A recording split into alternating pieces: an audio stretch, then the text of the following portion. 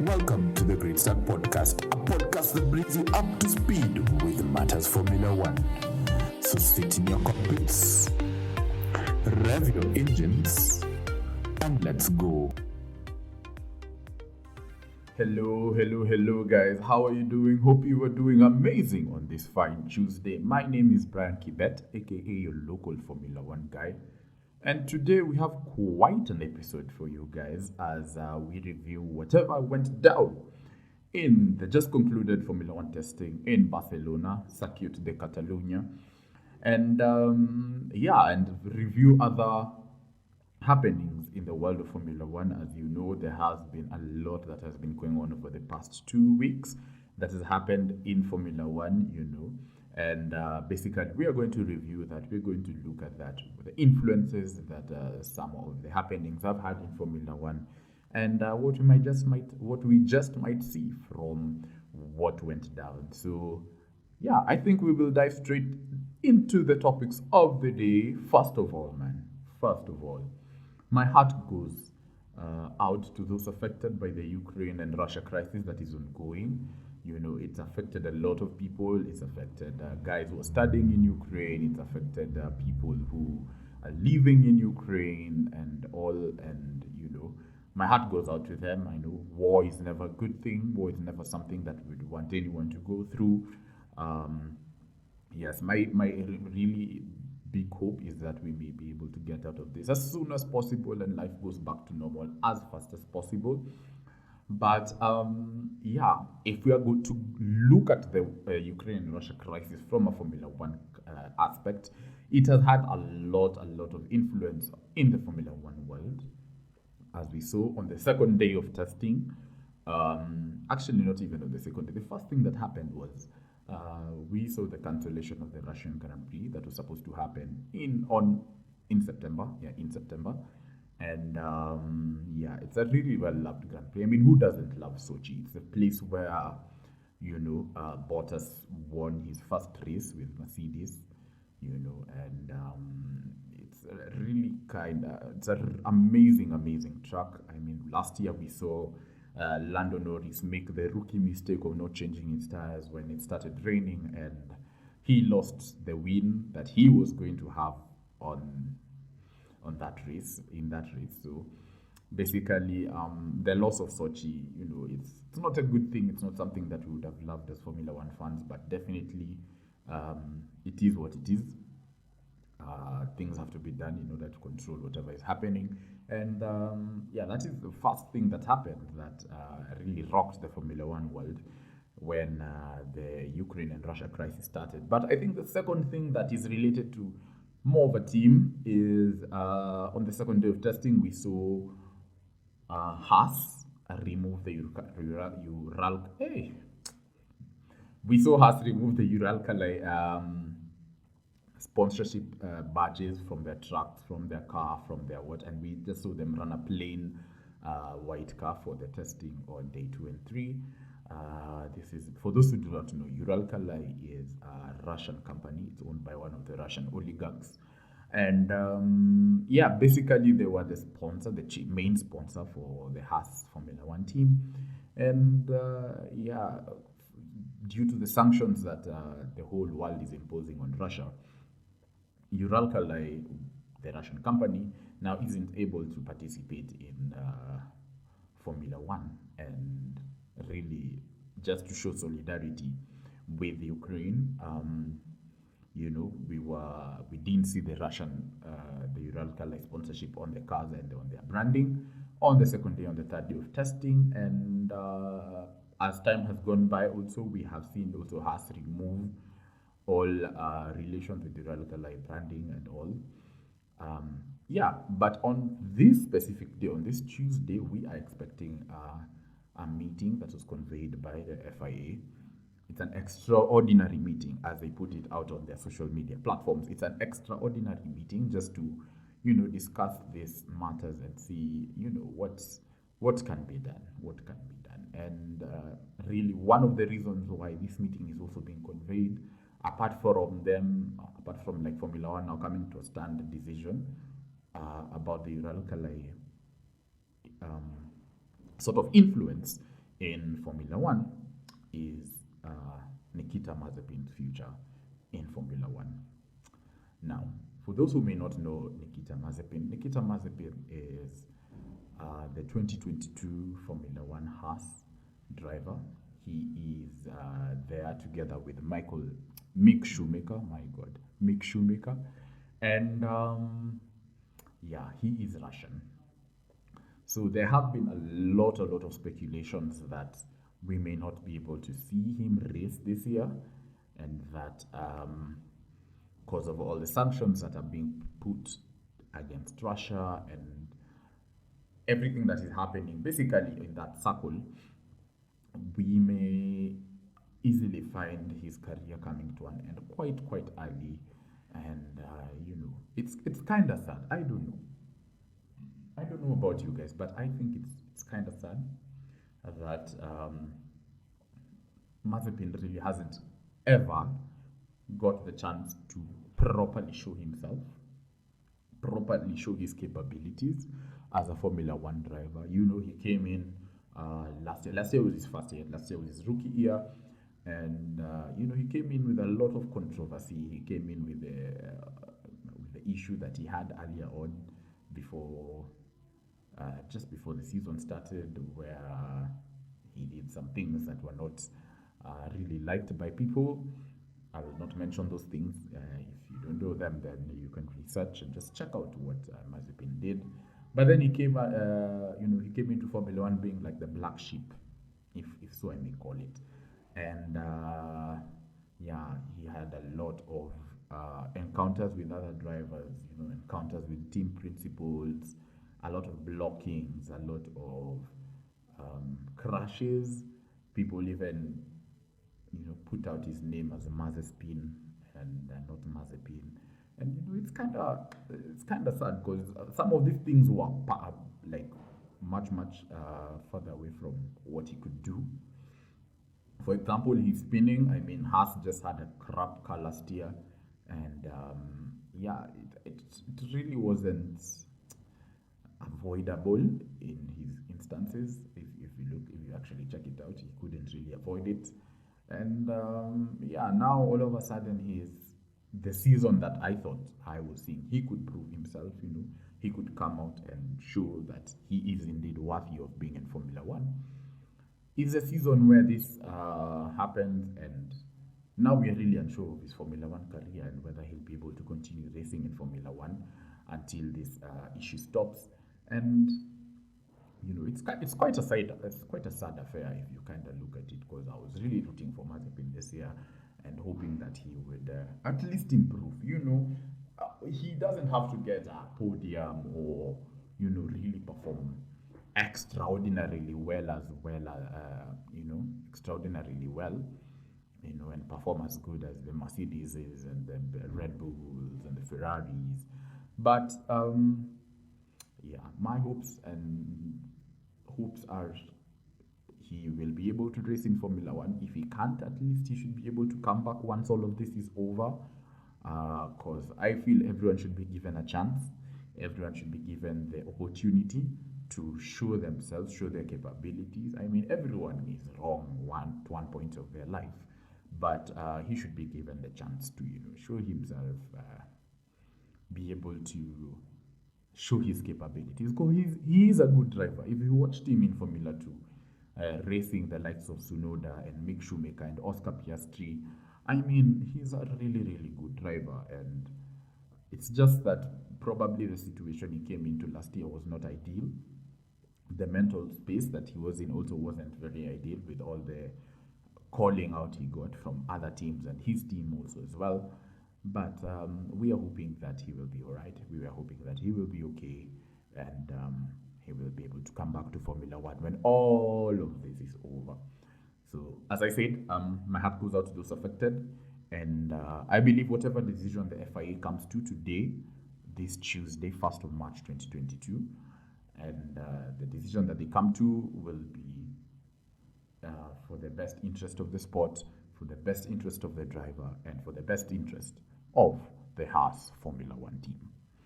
So, I think we can move away from that now.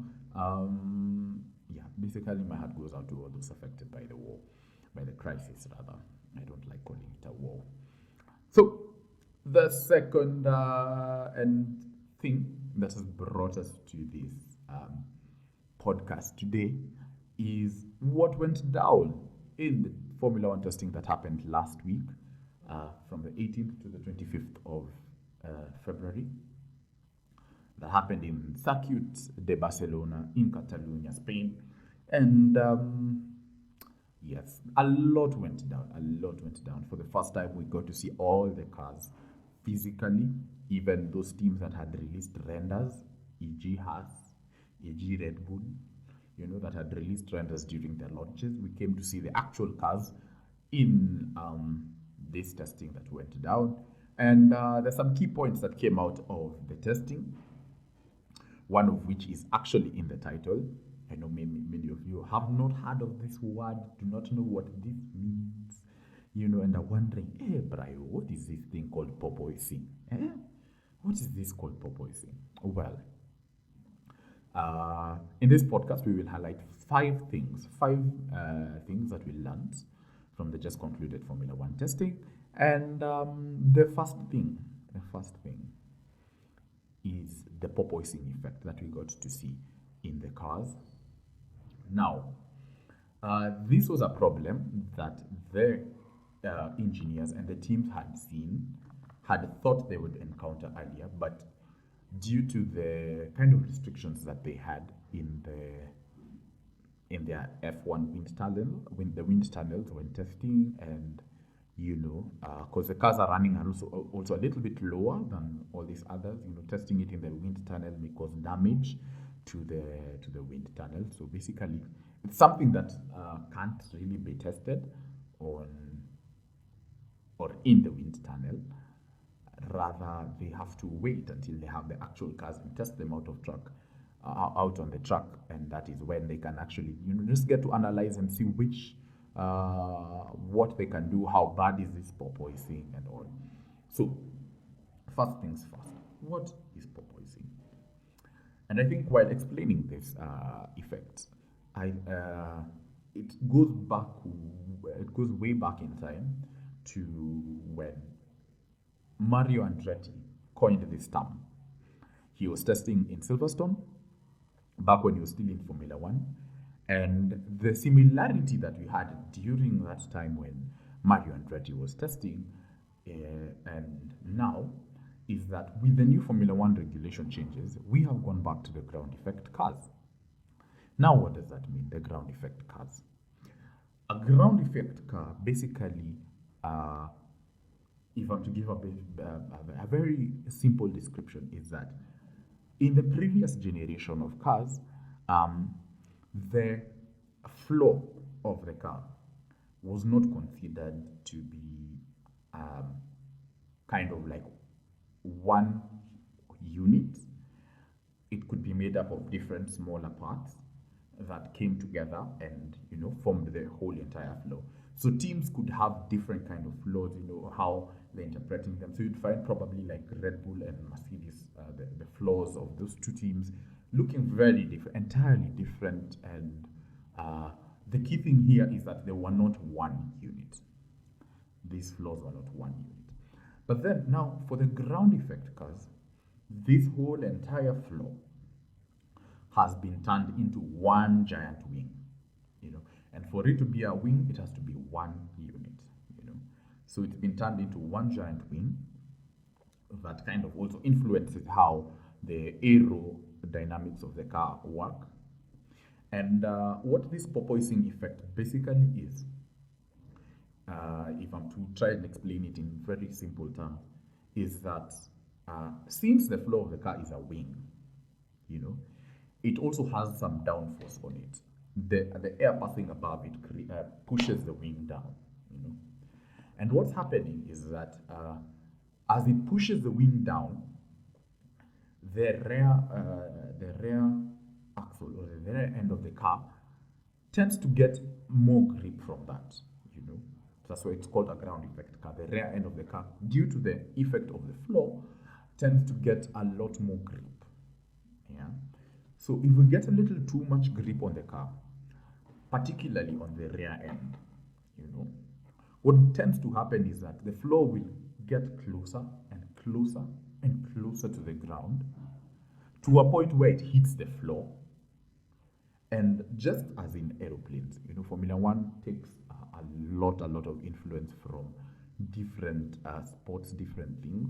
So, like just in aeroplanes, where if you pull your pitch too much, the aircraft will stall from the ground. It's just the same thing. If the grip gets too much, it reaches its apex, and you lose grip completely. So what happens is that as the floor gets closer and closer and closer to the ground, the floor hits the ground, and the rear diffuser is that whole section that supports the rear wing, and just below the rear wing you'll find some serrations, and that is what is called the rear diffuser. This is now how the air that is directed onto the floor comes out of the F1 car from the rear. So what happens is, as the car gets closer and closer to the ground, the rear diffuser stalls, and the car hits the floor. And what happens is that there's a sudden loss of grip on the rear axle, the rear tire, the rear end of the car rather, and the car is thrown back up into the air.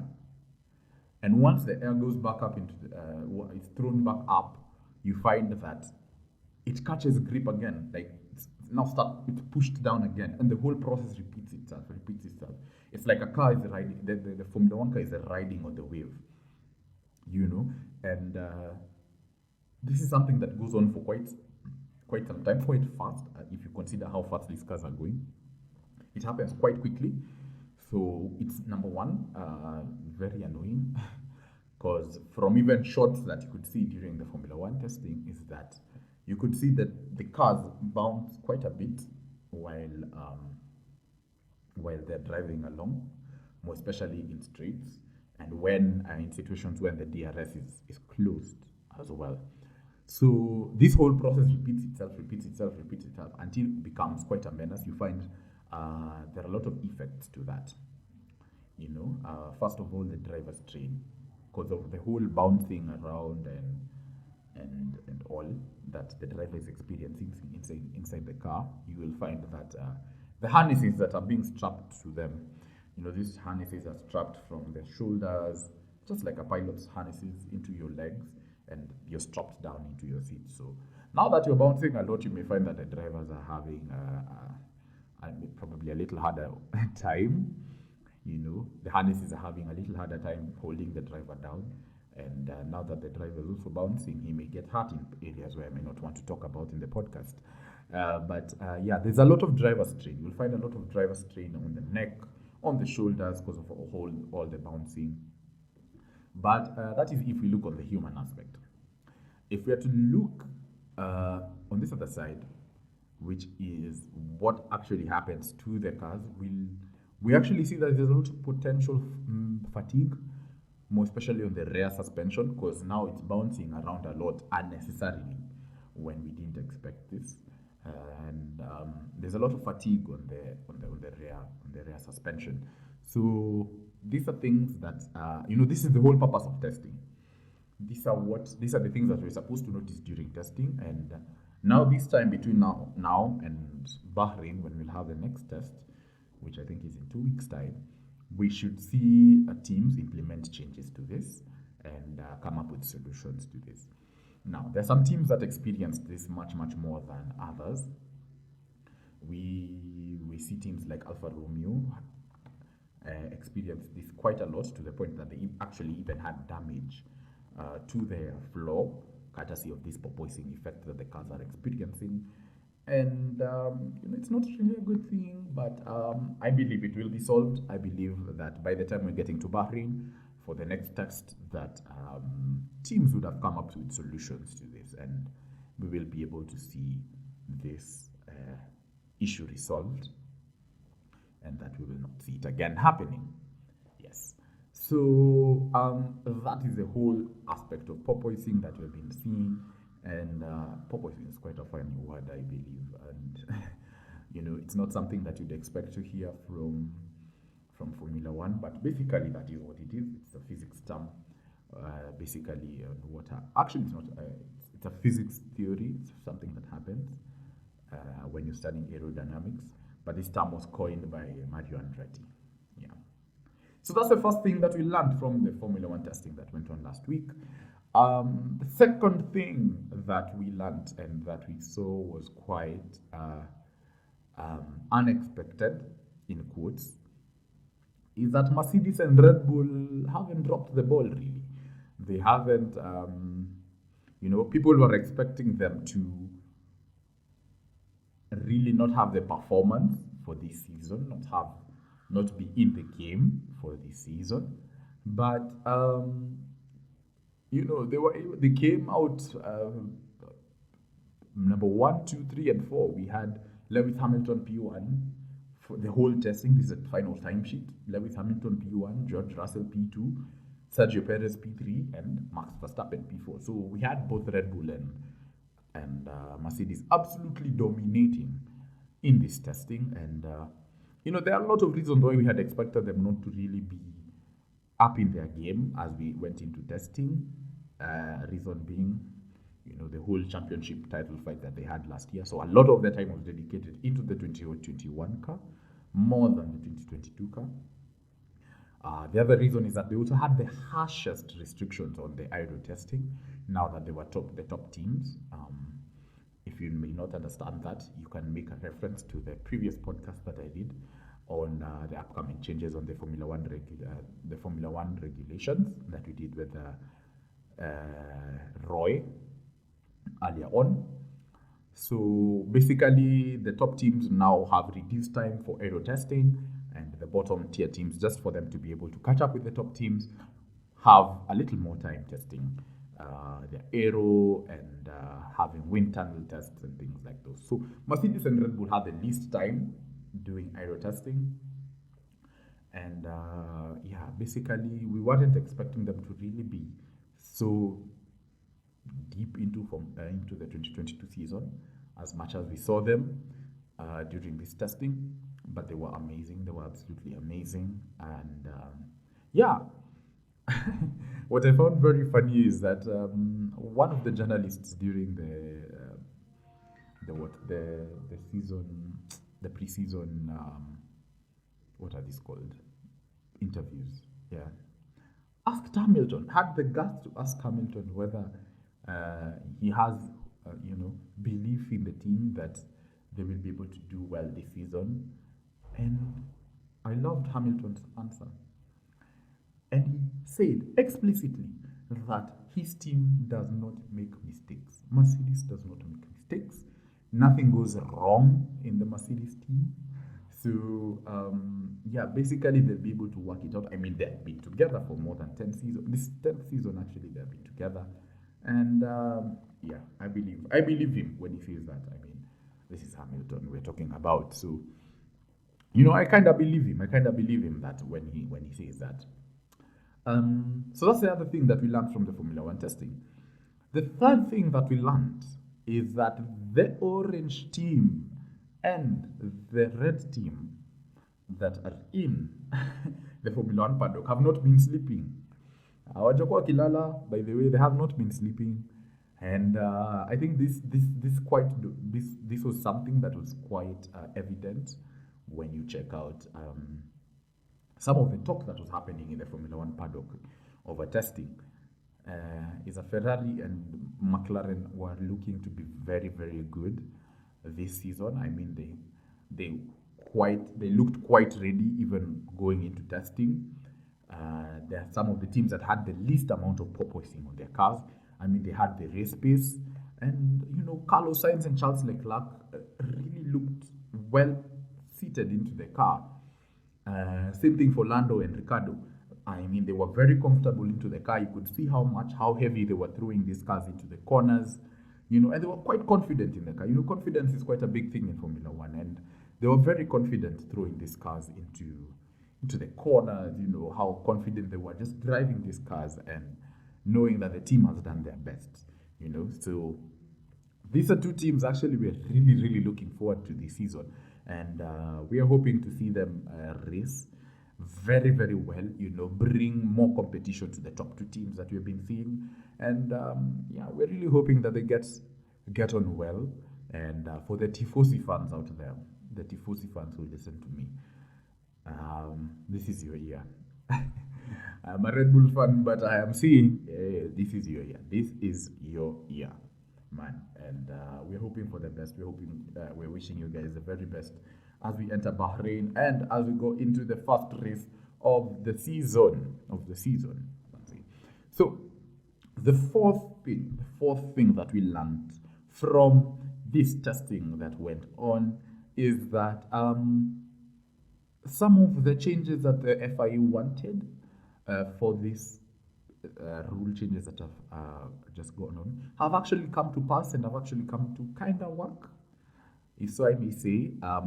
One of the main things that got them changing the regulations is that they wanted to make the racing, a little bit more. How can I call it? Or rather, let me rephrase that statement. They wanted to make following a little bit easier for the cars. Now, what do I mean by following?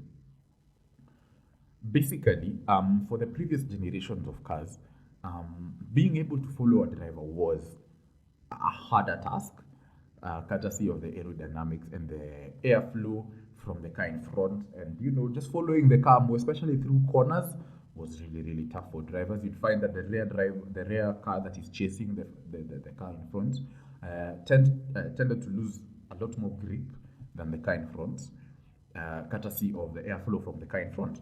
So some of the one main reason why these rule changes were implemented is because they needed to make following the car in front easier. And that is exactly what happened. And the rule changes came, and from driver interviews and driver testimonies, drivers like Gasly came out and just plainly said that it's kind of a little bit easier to follow them. But these tests, these are just tests. This is not actually the race kind of scenario when all of them are like full speed 350 kilometers per hour into a corner, into probably a shallow corner, and this is not that time. So he has said that following the car is a little bit easier, but this testing results and the testing outcomes are to be taken with a pinch of salt. So really, we believe them, but I think they'll be actually put into test during the first race of the season. Actually, during the first few races of the season, if so I may say. So that's the fourth thing that we learned from the testing that went down. And the fifth and the last thing that we are going to talk about in this podcast is the good start that Pirelli had with the new tire changes. I mean, we were moving from 13-inch wheels to 18-inch wheels. I mean, 18-inch wheels are big. They're really big for such a small car. And, from some of the tests that we saw, we saw quite some performance from the tires. Pirelli had advised their teams, Pirelli had advised the teams to try and incorporate, some hard running, then a recovery period, then some more hard running, just to test the tires' durability and the tires' performance. And the results came back very positive. We saw during that, we were able to notice that during the recovery period of the tires were able to recover and get back to not obviously their condition as they started the race or started the testing, but they were able to come back and recover quite well. And the results came back positive. But as I said in the previous point, some of these results are to be taken with a pinch of salt. They are not to be taken to by heart, really. And some of these things will just come in and notice them when the season gets to begin, and really when we're able to now see the drivers get hard pedal to the metal on it. But the results came back actually really well. I mean, testing was very successful in Barcelona. The timesheets kept on coming back very varied. First day of testing, we We had the Ferraris perform really, really well. Second day of testing, we had the McLarens perform really, really well. But I mean, testing came back very well. We had a couple of red flags as well. These cars are not immune to technical difficulties or mechanical difficulties rather. But yeah, I mean, it was quite a successful test. And I think as we go into Bahrain, we're hoping for more positive results. We're hoping for a better show in Formula One. And I think I'm very, I don't know about you guys, but I'm super excited about what will go down in Bahrain and ultimately the first race of the season. Who are we going to see win? Tutaona nani akishinda? Are we going to see the Ferraris? Are we going to see Akina like Luck? Competing now with Hamilton properly? Are we going to see Carlos Sainz come out and win his first race in Bahrain? Are we going to see George Russell properly step on Lewis and come out as a champ in Bahrain? I mean, we have a lot to look forward to, and as the season comes closer, I mean, hey, the jitters are just getting even bigger, the goosebumps are getting stronger, and yeah, I'm really looking forward to this, Manzi. So, I think we've come to the end of the podcast. As always, share this podcast with your friends, with your family, and yeah. The other thing I wanted to talk about, as a by the way, is that we will be setting up a Formula One fantasy league. So the portal isn't open yet, but I will give you guys time to join in, tell everyone to join in, set up a fantasy league, and compete with other Formula One fantasy players in Africa and the rest of the world. Let's compete. Tuone nani atakuwa mshindi. And there will be a prize for the top finisher, the top fantasy winner. Top finisher. The top fantasy winner for this season. There will be a prize. I will not say the price, I was just about to, but there will be a prize for them. So more of this, you will get to see more of this on our social media handles. So ensure you follow us at the Great Start Podcast on Instagram. Ensure you follow us at the Great Start Pod on Twitter. Also, check for any updates on our website. You can go to www.thegreatstartpod.wordpress.com. Check us out, see if you have any comments, feel free, you can comment down there. If you feel like donating anything, feel free, there's a donate button there. And yeah, let's get into this Formula One season with all the psych, with all the energy, with all the vigor that we have been looking forward to this season with. So with that, I will see you guys again in the next one. My name is Brian Kibet, aka your local Formula One guy. Cheers, guys.